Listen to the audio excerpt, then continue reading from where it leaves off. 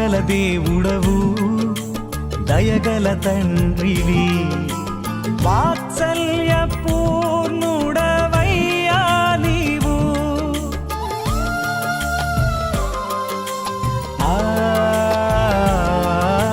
కృపగల దేవుడవు దయగల తండ్రివి ప్రేమా సంపూర్ణుడవయ్యా నీవు ఎల్లప్పుడూ నీవు కోపించవు దీర్ఘశాంతముతో నన్ను చేర్చుకున్నావు.